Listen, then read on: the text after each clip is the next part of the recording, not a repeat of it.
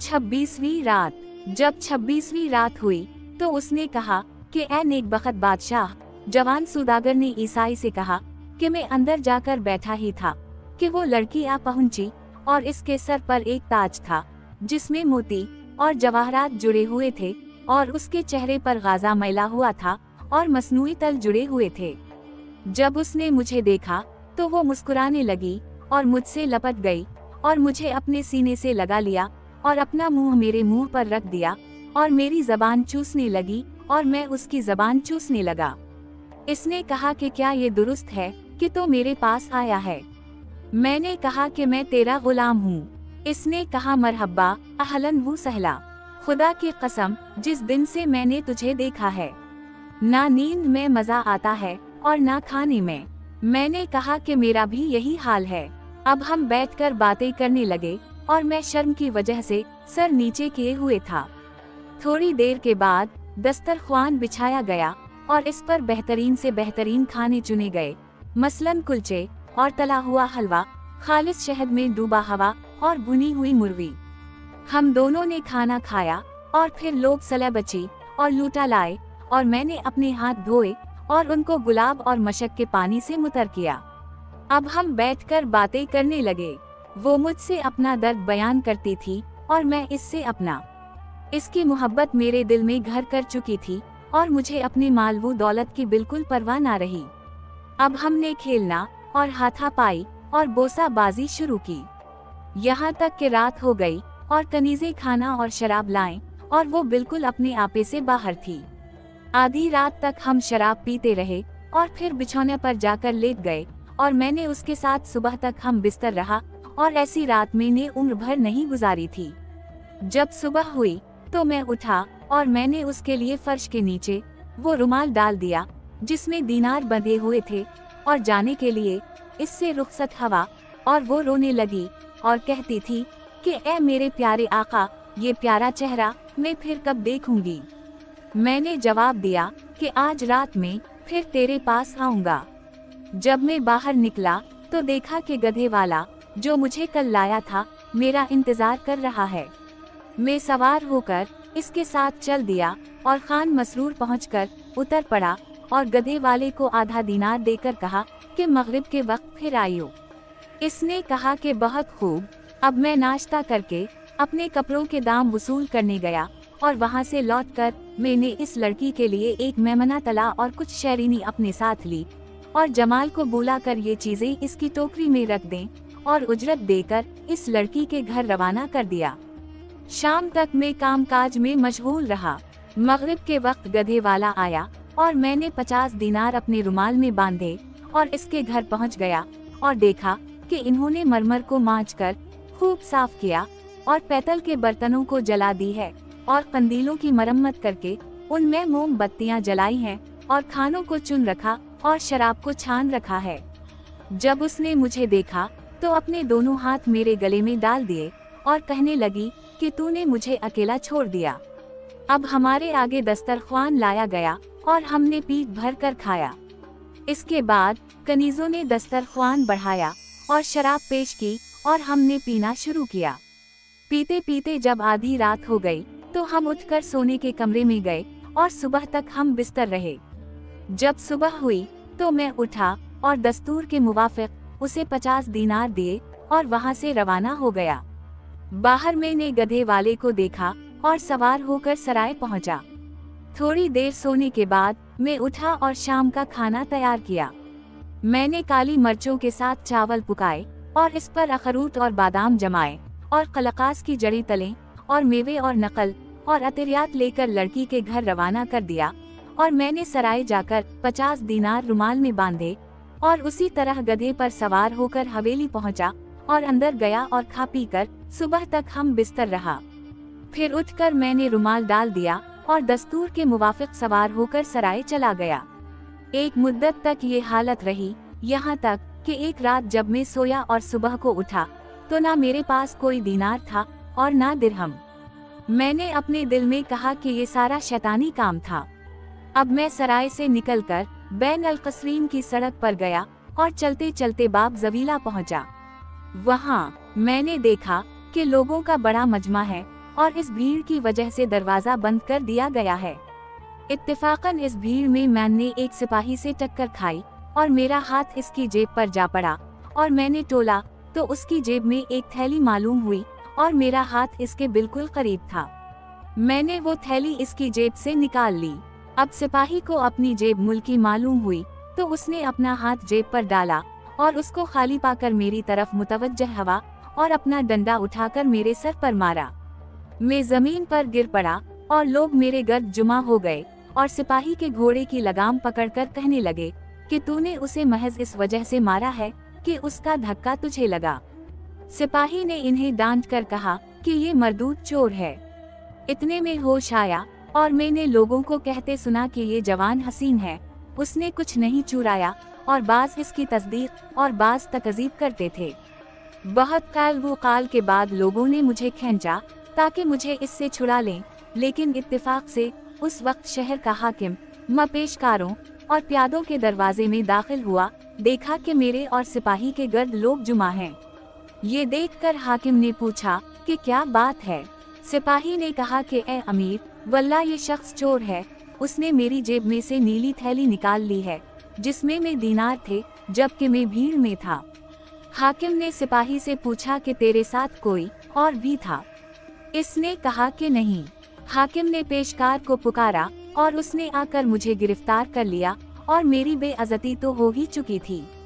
हाकिम ने इससे कहा कि उसे नंगा कर। जब मुझे नंगा किया गया तो मेरे कपड़ों में वो थैली मिली और हाकिम ने इसे खोला और दीनार गन्ने तो सिपाही के कहने के मुताबिक में ही दीनार पाए गए। इस पर हाकिम को तैश आ गया और उसने चिल्ला कर पेशकारों से कहा कि उसे मेरे पास लाओ, और उसने मुझसे कहा कि ए लड़के, सच कह कि तूने ये थैली चराई है। मैंने सर झुका लिया और अपने दिल में कहा कि अगर मैं कहता हूँ कि मैंने नहीं चराई तो इन्होंने खुद उसे मेरे कपड़ों में से निकाला है, और अगर मैं कहता हूँ कि मैंने चराई तो मुसीबत में फंसता हूँ। अब मैंने सर उठाया और कहा कि हाँ, मैंने ली है। जब हाकिम ने मेरी बात सुनी तो उसे तअज्जुब हुआ और उसने गवाह बुलवाए और इन्होंने मेरे इकरार की गवाही दी। ये सारी बातें बाब जवीला में पेश आएं। अब हाकिम ने जल्लाद को हुक्म दिया कि मेरा दाहिना हाथ काट डाले, और उसने काट डाला। इस पर सिपाही का दिल पसीजा और उसने मेरी सिफारिश हाकिम से की और हाकिम मुझे छोड़कर चला गया और लोग मेरे आसपास जुमा रहे और इन्होंने मुझे एक प्याला शराब पीने को दी। सिपाही ने वो थैली मेरे हवाले कर दी और कहने लगा कि तो हसीन जवान है तो चोर नहीं हो सकता। ये कहकर सिपाही मुझे छोड़कर चलता हुआ और थैली मेरे पास रहने दी। अब मैं वहाँ से रवाना हुआ और अपने हाथ को अपने कपड़े से लपेटकर अबा के अंदर छुपा लिया, मगर मेरी हालत दगरगू हो रही थी और मेरा रंग इस वाक़ये से पीला पड़ गया था। अब मैं वहाँ से गिरता पड़ता हवेली गया और मुझसे सीधा खड़ा नहीं हुआ जाता था और आखिर में फर्श के ऊपर गिर पड़ा। लड़की ने देखा कि मेरा रंग फिक है और पूछा कि तुझे क्या तकलीफ है और तेरी हालत क्यों मुतगीर है। मैंने जवाब दिया कि मेरा सर दुखता है और तबीयत जरा खराब है। इस पर उसे बड़ी परेशानी और तशवीश हुई और कहने लगी कि ए मेरे आका, मेरा दिल मत दुखा, बैठ और अपना सर ऊंचा कर और कह के आज तुझ पर क्या गुजरी, क्योंकि तेरे चेहरे से मुसीबत जाहिर होती है। मैंने कहा कि मुझे चुप रहने दे। इस पर वो रोने लगी और उसने कहा कि हाँ, अब तेरी गर्ज पूरी हो चुकी है, क्योंकि तो पहले की तरह आज नहीं। मैं चुप था और वो बातें करती जाती थी और मैं जवाब ना देता था, यहाँ तक कि रात हो गई और वो मेरे लिए खाना लाई। मैंने खाने से इनकार किया क्योंकि मैं डरता था कि कहीं वो ये ना देख ले कि मैं बाएं हाथ से खाता हूँ। मैंने कहा कि उस वक्त मेरा जी खाने को नहीं चाहता।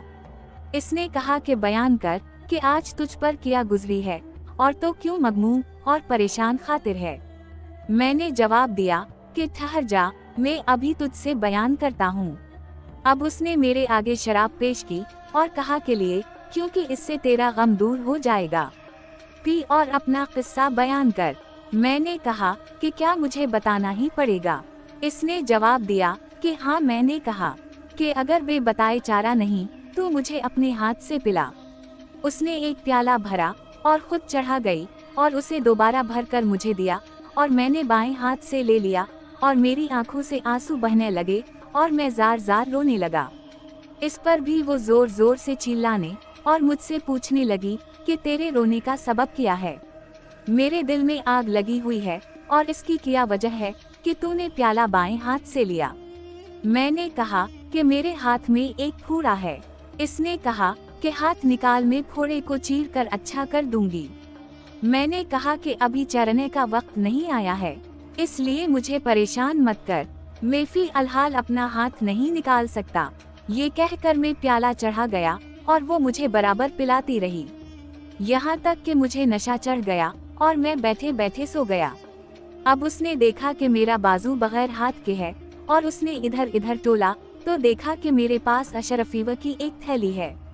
ये देखकर वो इतनी गमगीन हुई कि जिसकी कोई हद नहीं और मेरी वजह से सुबह तक गमज़दा रही।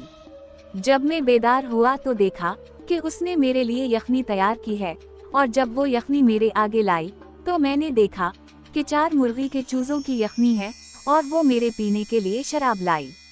खा पी कर मैंने थैली नीचे डाल दी और चाहता था कि चल दूं। इतने में वो कहने लगी कि कहाँ जाता है। मैंने जवाब दिया कि जहाँ मैं रोज जाता हूँ। इसने कहा कि मत जा, बैठ। मैं बैठ गया और वो कहने लगी कि तेरी मोहब्बत इस हद तक पहुँच गई है कि तूने अपना सारा माल सिर्फ कर दिया और अपना हाथ खो बैठा। मैं तुझे अपने ऊपर गवाह बनाती हूँ और असली गवाह तो खुदा है कि मैं तुझे हरगिज ना छोड़ूंगी और तो अभी देख लेगा कि मैं सच कहती हूँ। ये कहकर उसने गवाह बुलवाए और जब वो आए तो उसने इनसे कहा कि मेरा निकाहनामा इस जवान के साथ लिखो और इस बात की गवाही लिखो कि मैं महर ले चुकी हूँ। इन्होंने मेरा निकाहनामा इसके साथ लिख दिया। फिर इसने कहा कि इस बात की भी गवाही तहरीर करो कि इस संदूक में जितना माल है और मेरे जितने गुलाम और बांदियां हैं वो सब इस जवान की मलकियत हैं। इन्होंने ये भी लिखकर गवाही सबत कर दी और मैंने मलकियत कबूल कर ली और वो लोग अपनी उजरत लेकर चल दिए। अब वो मेरा हाथ पकड़कर एक कमरे में ले गई और वहाँ ले जाकर मुझे खड़ा कर दिया और एक बड़ा संदूक खोलकर मुझसे कहा कि देख इस संदूक में क्या है। मैंने देखा तो उसमें रुमाल भरे हुए थे। उसने कहा कि ये तेरा माल है जो मैंने तुझसे लिया है। जब तो मुझे रुमाल में 50 दीनार बांध कर देता था तो मैं इसे लपेटकर इस संदूक में डाल देती थी। अपना माल ले, क्योंकि अब वो तेरी तरफ लौट आया है। आज मेरे दिल में तेरी इज्जत बहुत ज्यादा हो गई है, क्योंकि मेरी वजह से क़ज़ा वो क़द्र ने तेरा दाहिना हाथ कटवा दिया है और मैं इसका बदला नहीं दे सकती। अगर मैं जान भी दे दूं तो कम है और फिर भी तेरा कर्जा मेरे ऊपर रहेगा। अब उसने मुझसे कहा कि अपने माल पर कब्जा कर। मैंने उसके संदूक का माल अपने संदूक में मुंतकिल किया और अपना माल और इसका माल जो मैंने इसे दिया था एक कर दिया।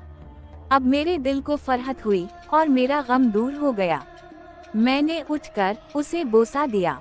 इसने कहा कि तूने मेरी मोहब्बत में अपना हाथ नजर कर दिया, मैं किस तरह इसका बदला तुझे दे सकती हूँ।